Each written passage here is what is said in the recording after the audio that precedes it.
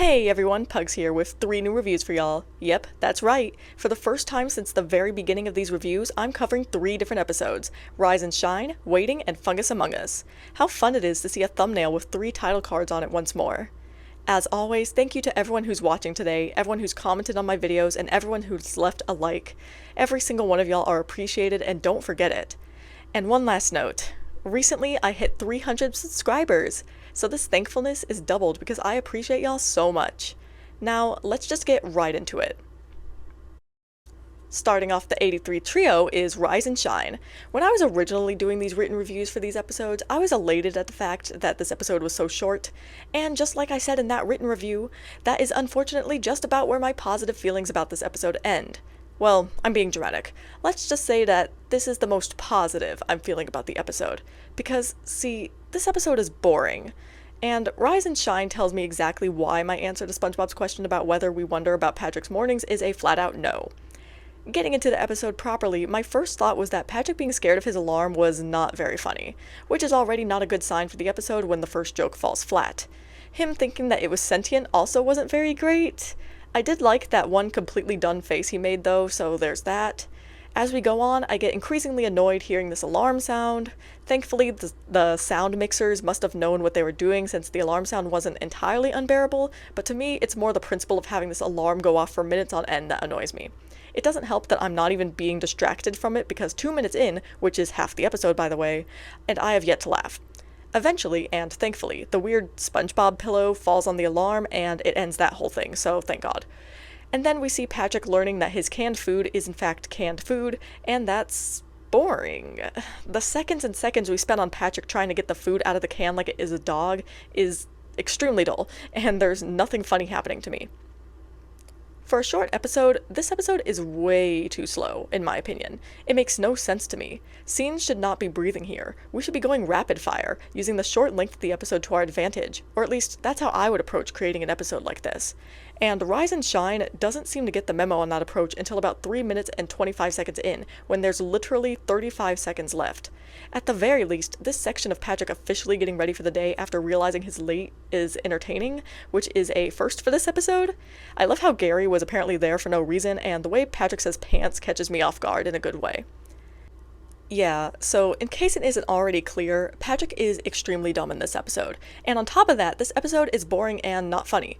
I don't even mind Patrick being dumb, it just wasn't executed well.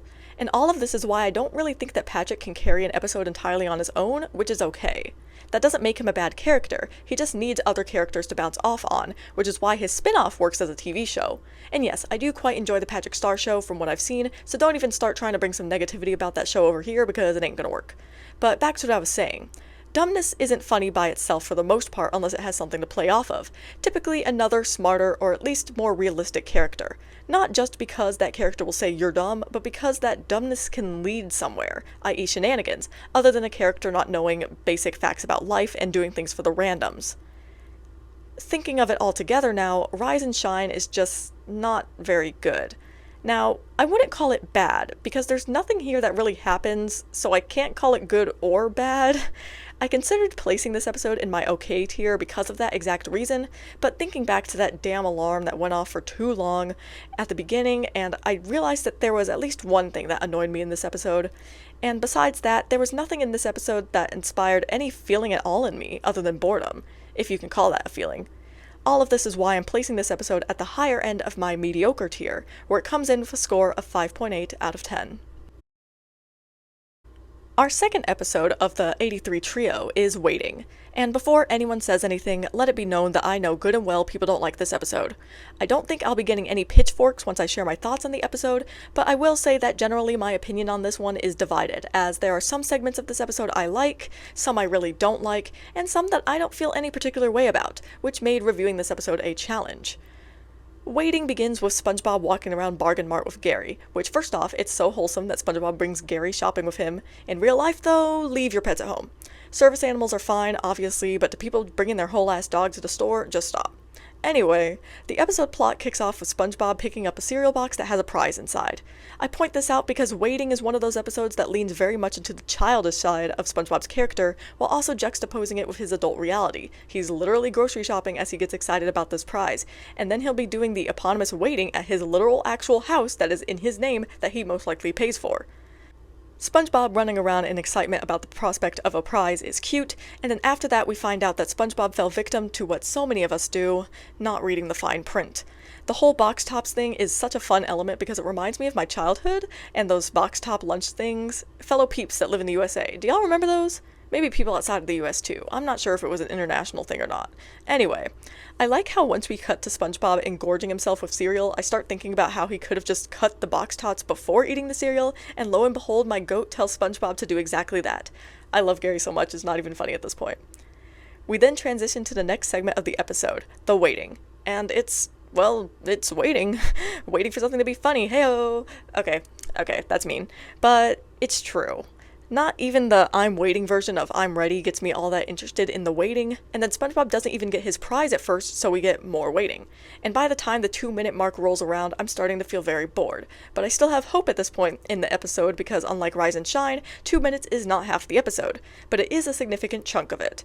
Speaking of relationships to the previous episode, I think it's interesting how both of these episodes take place in largely one location. They're bottle episodes.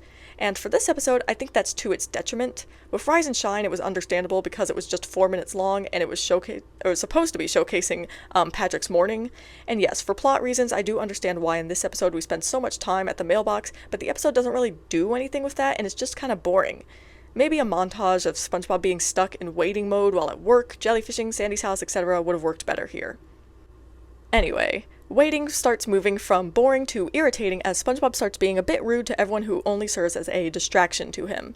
It starts with Sandy, which was very uncalled for, and luckily she gives him the stink eye because we all know Sandy wouldn't take that shit sitting down. And then it continues with Gary, where we get a far less entertaining and far less reasonable version of Have You Seen the Snail in about 30 seconds. And then lastly, SpongeBob shouts at Patrick for no reason. Now, I do understand that SpongeBob acting like an asshole about his toy is the point, and that he's becoming frustrated with waiting, and so he's taking it out on everyone else. I also know that this isn't out of character for him, and this episode is drawing on elements of his character that we've seen in Party Pooper Pants and Have You Seen the Snail, the part of him that becomes obsessed with something to the detriment of his relationship with others, aka ADHD core. But anyway, just like in those episodes, I worry if this kind of character element can ever be anything but annoying and unpleasant to watch. Like, in-universe annoying is one thing, but it always makes its way towards being out-of-universe annoying. And it's like, I do want SpongeBob to have flaws, but I feel like the execution of this never really works for me, so that's just how I feel about it. Moving on, the bit with Patrick, the cake, and the fork was actually much more entertaining than I was expecting it to be, probably because it didn't end up going on that long, and so I liked the stinger with the fork being the present. Thankfully, this gag is also the turning point where SpongeBob realizes how much of an asshole he's been because of this toy, so that's definitely a plus. And I like how SpongeBob's being all dramatic like, I've wasted my whole life waiting for this toy, and Patrick's like, you've only been here 20 minutes. That was good. And things continue to improve when the mailman comes by, and Patrick does my favorite thing of becoming defensive and protective on SpongeBob's behalf. I love moments like that. And I thought this one was pretty funny because of Patrick's insistence that SpongeBob is having a moment. And then SpongeBob finally gets his toy, and we get an interesting sequence of SpongeBob and Patrick mirroring each other with increasingly weird reactions. Not really sure what that was about because it felt a little stilted, but we move on. So yes, SpongeBob finally gets his toy, and the second Patrick so much as touches it, it breaks. I think the build-up to the explosion is hilarious because of Patrick's immediate nervous reaction and SpongeBob's facade of calm, peace, and serenity. Not to mention the entire episode had been building up to this moment, so you already know the inevitable freakout is going to be one for the books. It's admittedly a good twist to the plot that retroactively improves some of the more unpleasant parts of the beginning minutes of the episode, because we've seen SpongeBob get increasingly worked up about this toy just for it to break immediately. So basically what I'm saying is at this point, I'm looking forward to the freakout. Unfortunately, it's a bit of a letdown. SpongeBob blames Patrick for, like, a second, Patrick then cries a bit, and then the two both devolve into tears, and I just sit there being like, that's it? I think it would have been much funnier if we got something akin to SpongeBob's brief breakdown in Rock Bottom, or even the way he yells at Patrick in Rockabye Bivalve, so frankly, this was a missed opportunity. But moving on, I like the surprise appearance of Squidward, who's like, just keep walking, as SpongeBob and Patrick roll around and cry. But of course, Squidward can't ignore the two for that long. Squidward is necessary for the episode to end, but I do wonder if it would have been funnier if Squidward only had this brief cameo and then just didn't appear after shutting his door. But anyway, SpongeBob's explanation for the chain of events was definitely way too long. He should have just shown Squidward the broken toy and that's it, because we literally all just sat through the last 6 minutes. We didn't need a tear-filled recap. That time would have been better spent lengthening SpongeBob's freak out at Patrick, just saying. I do like the little twist that the toy is supposed to break, though poor Squidward had to deal with SpongeBob and Patrick not being smart enough to realize that. And the very ending of this episode is nice. I thought it was cute that SpongeBob and Patrick are so grateful to Squidward in the end, and Squidward's line about moving to another neighborhood was a good note to end the episode on. Weighting was going up, down, left, right in terms of how I was feeling about the episode as it progressed. It started off with a decent beginning, got annoying real quick, and then redeemed itself and more by getting legitimately funny and cathartic, then disappointed a little bit by not fully paying off with the redemption, and then just kinda ebbing on out to something decent. So it's kind of really hard for me to figure out where I want to place this episode. I don't think it should be any lower than okay, at least, because while those annoying parts could have easily sent this episode straight to Mediocreville, there was that redemption that also really helped retroactively improve the annoying bits, and that is why I'm placing this episode in my okay tier, where it comes in with a score of 6.4 out of 10. Rounding out the 83 trio is Fungus Among Us, and even though this is outdated by now, I just have to say it. Haha, Among Us. Okay, we can move on now. So, Fungus Among Us is undoubtedly one of the better known episodes of Season 5, for better or worse, and I'm also convinced that this episode is more well known now than, say, 5 years ago, for reasons that may be rather obvious. I'll go on during the review to refer to these reasons as the elephant in the room, but because I'm feeling nice, I'll give y'all a hint. It might have to do with the current pandemic.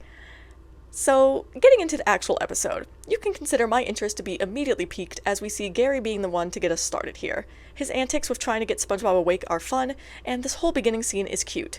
Not particularly funny or even super amusing, but cute. And I love all the personality that Gary has in this section of the episode, and one of my favorite, hardly used, and known background tracks is in this scene too, Hawaiian Party, so that's a win. And like usual, it's linked in the description for anyone curious. As the first bit of this episode progresses, I've got so many questions about what this weird fungus thing even is. The design of it is done well. It gets the point across that it's gross and potentially dangerous, but it isn't hard to look at. I also have a lot of questions about Gary being a bottom feeder, and by questions I mean bottom feeders are a real thing, but they've also been used as insults in this show. SpongeBob is a bigot confirmed? Just kidding, of course. Actually, let me go on a tangent real quick. It annoys me when people take random characters and be like, this character would hate insert marginalized group here. Like, why would you say that? It's unnecessary and uncomfortable for said marginalized group, and it just means that you're showing your ass as someone who finds bigotry funny for one reason or another. It's weird as fuck.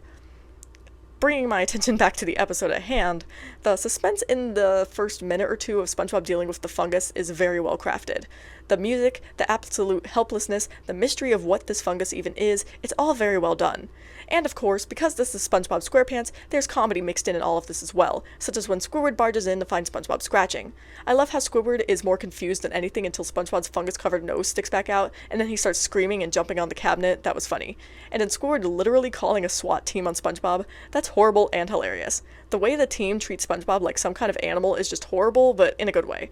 Though it is a bit harder to watch given the context we find ourselves in now and how shamefully society has acted towards certain infected groups, but I really don't want to get into that here today, so I won't. Anyway, this of course cannot be the end of the fungus, which means that Squidward now gets infected. I won't say deserved because wishing sickness on someone is wrong for multiple reasons, but kinda deserved because Mance was smiling the entire time SpongeBob was getting captured. He took glee in having SpongeBob be treated in such a manner. Watching the ick spread is just nasty, because everyone is so unhygienic. Ew, ew, ew. Seeing SpongeBob in the quarantine bubble adds more and more mystery to whatever is going on here, and seeing Gary being locked up too is upsetting, but I always love seeing SpongeBob's concern and Gary. The doctors just leaving him there is very questionable, can't lie. Malpractice for sure. And how did Patrick even get in? Just an alarm blaring and that's it? And y'all call this a quarantine? You know what? Sure, why not? Patrick always manages to get into places he shouldn't, especially during the middle age of the show, probably because he's so dumb that he thinks outside of the box. Patrick continually doing things to pop the bubble while SpongeBob tells him not to is annoying, although The cleats bit of it was funny, and overall it brings to mind Wet Painters, which had a similar sequence that irritated me, if you all remember. Thankfully, this part of the scene ends quickly. I definitely prefer Patrick popping the bubble because of an activity he and SpongeBob agree to do over him doing it when SpongeBob cries out against it. And any residual annoyance I have at this scene pretty much dissipates once Patrick actually becomes part of the solution to the bubble problem, rather than SpongeBob having to fix Patrick's mess. Back over at the Krusty Krab, watching everything go down with the ick is just nasty. I can't tell if it helps or hampers how I feel about this episode. I just think the elephant in the room has really changed how I view this episode, because now instead of abstractly knowing the consequences of bad hygiene and a lack of protective/preventative measures when one is sick, I've seen it. I continue to see it. We've all fucking seen it. Anyway, once Squidward realizes what's going on and an angry mob forms against him, I love the way the most pretentiously spoken one there tells Mr. Krabs why they're in a commotion, and then we get a wonderful but bit of the exact opposite of what Mr. Krabs says happening, with an absolutely disgusting and horrible looking SpongeBob walking into the Krusty Krab. They really went all out, making this episode look gross, but not revolting. Now, it does end up making me feel more gross than I'd like to, but that's not this episode's fault. It's because of the unnamed elephant in the room, which is beyond this episode's control. And that is why the Splinter has much to learn for this episode, but I'm getting about a season ahead of myself on that one. The way the mob turns on SpongeBob is upsetting to watch, not to mention frustrating. Considering the ick is visible, first off, everyone should look inward and ask themselves why they didn't see bright neon green shit on their patties. Like, come the fuck on, y'all. Bikini Bottomites are assholes, so I don't know why I'm even mad at this point. From there, we need to, again, question the health code violations of this restaurant, considering that Squidward was scratching all on himself and handling food, with no hand washing to be seen.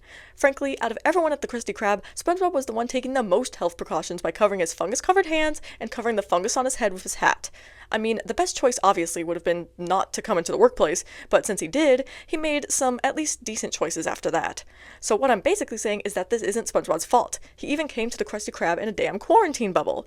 And then in terms of the actual scene, it's upsetting to watch everyone attack SpongeBob, stupidly might I add, because why did they not consider that popping the quarantine bubble that is literally filling with liquid might just be a bad idea? Thankfully, while this is happening, we cut to Gary, cutting that scene short, at least by a little bit. And once the bubble inevitably pops, Gary quickly returns to help resolve the problem of the ick with his bottom-feeding tendencies. The fighting between Nat, the other fish, and Patrick about who goes first was pretty funny, and then I always just love watching Mr. Krabs be such a greedy person. The way the British guy slaps him was hilarious. And then, of course, I just love the ending of the episode, because Gary is so happy. And as everyone knows by now, I love me some Gary. And I love that this episode has that good full-circle writing, with Gary being the solution, and the episode starting with him. And if SpongeBob had let Gary eat the fungus in the first place, the entire episode plot could have been avoided. Fungus Among Us is a good episode. There are moments that irritate me for sure, but they are redeemed by other pretty great moments in the episode, which balances the scales a bit. And I think there's more to enjoy here than not. The beginning of the episode is more dull than anything in general, but it's still enjoyable enough to watch, and things get far more entertaining as the minutes roll by. However, I do think this episode has been diminished, at least a tiny bit, possibly permanently, by our unnamed elephant. I know we were all mad about episodes like Hiccup Plague and Quarantine Crab getting delayed or pulled, but after watching this episode, I can fully understand the logic. I could before, but I think rewatching this episode has cemented my perspective. It can just make you think about things you don't want to think about, but maybe that's just me, someone who still lives in the reality that the pandemic is still ongoing. I won't apologize for getting heated about that. I'll just move on to say that Fungus Among Us is going in my good tier, where it comes in with a score of 7.5 out of 10. As always, I'll end the video with some closing thoughts of mine. Well, one thing I noticed writing the reviews for the 83 trio is that the episodes improved over the runtime of the entire 22 minutes. I mean, mediocre, okay, good, they got a tier better each time, so that's neat. It's a shame that the shortest episode was the worst, though, because this show is entirely capable of making great short episodes, such as Reef Blower. And speaking of that mediocre episode, the writing in Rise and Shine was definitely mediocre. It almost felt lazy in a way that I've never really seen from this show.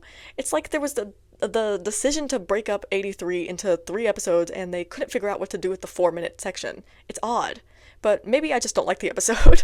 Sometimes I think I just need to own the fact that I don't like things rather than try to rationalize it all the time. I think that's something many people do. And that's why we always get in arguments with each other when someone doesn't like something we like. And I'm talking about harmless stuff like SpongeBob episodes. Like, there's someone on Twitter that I'm mutuals with. And one of their favorite episodes, at least I know they really love it, is my most hated episode of all time. I just gotta accept and respect that, you know? Wow. Philosophical conversations with pugs. Who knew? I think that might mean it's time for me to end this video now, though, so I'll go ahead and do that, and I'll see y'all in the next review.